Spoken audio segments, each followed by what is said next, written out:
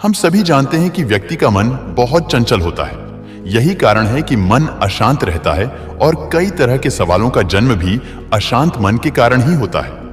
यदि आप जीवन में शांति चाहते हैं तो इसके लिए जरूरी है मन को शांत करना। लेकिन मन को शांत कैसे किया जाए?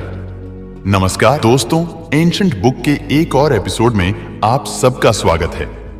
दोस्तों, चैनल पर पहली बार आए हैं तो वीडियो को लाइक करके चैनल को सब्सक्राइब कर लीजिए, क्योंकि हम बुद्ध के जीवन से जुड़ी प्रेरक कहानियां और प्रसंग लाते रहते हैं, जिससे आपको एक अच्छा जीवन जीने में सहायता मिलेगी। तो आइए कहानी शुरू करते हैं। गौतम बुद्ध से जुड़ी इस कहानी के माध्यम से आप जान सकते हैं कि मन को शांत करने का क्या तरीका है। इसमें भगवान गौतम बुद्ध द्वारा मन को शांत करने के आयामों के बारे में बताया गया है, जिससे आपका जीवन बदल जाएगा। एक बार एक लड़का गौतम बुद्ध के पास जाकर कहता है, मेरे जीवन में बहुत अशांति है, कृपा करके आप मेरा मार्गदर्शन कीजिए, जिससे कि मैं इस अशांति से छुटकारा पा सकूं। गौतम बुद्ध लड़के से जीवन की अशांति का कारण पूछते हैं। लड़का उत्तर देता है, अत्यधिक विचारों के कारण मेरे भीतर बहुत सारे विचार आते हैं, जिससे मेरा मन अशांत रहता है।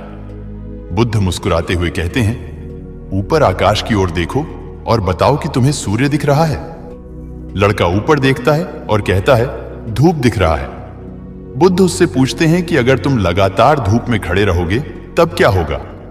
वह कहता है, मुझे अत्यधिक गर्मी लगेगी और शरीर में बेचैनी होगी।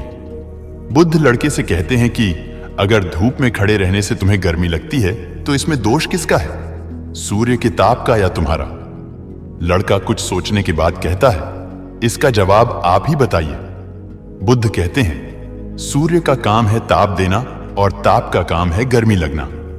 ऐसे में तो दोष तुम्हारा ही है कि तुम धूप में जाकर खड़े हुए, जिससे कि तुम्हें गर्मी लगी। तुम्हें अगर शीतलता चाहिए तो तुम्हें छांव में रहना होगा। ठीक इसी तरह चंचल मन का भी स्वभाव होता है, विचारों और भावनाओं को जागृत करना। विचार क्षण भर के लिए होते हैं, लेकिन विचार से पैदा हुई भावनाएं देर तक टिकी रहती है। लेकिन यह तुम्हें निर्णय लेना है कि तुम्हें विचार और भावनाओं के साथ चलना है या अलग दिशा बनानी है। तो फिर कैसे करें मन को शांत? बुद्ध कहते हैं, मन को शांत करने के लिए तन के आयाम पर काम करना सबसे आसान तरीका है। शरीर के स्तर पर हमारी कर्मेंद्रियां और ज्ञानेंद्रियां हैं। कर्मेंद्रियां कर्म और ज्ञानेंद्रियां ज्ञान से जुड़ी होती है। इससे हम अपनी संवेदनशीलता को बढ़ा सकते हैं, यानी हम जो भी काम करें उसे आनंद के साथ करें। मन के आयाम से हटकर तन के आयाम पर जाने से ही तुम्हारा चित्त शांत होगा। ऐसा करने से तुम मन के आयाम से हटकर शरीर के आयाम पर आ जाओगे। ठीक उसी तरह जैसे तुम धूप से हटकर छांव में आ सकते थे। मन के आयाम से हटने पर तुम्हारी जागरूकता तन पर आ जाएगी। जब तुम तन के आयाम पर काम करोगे तब तुम्हारा चित्त शांत होगा। इसलिए हर काम को तन के आयाम पर करने से मन स्वतः शांत हो जाता है। अपने मन के विचार और भावना को नहीं, बल्कि सुर को सुनो।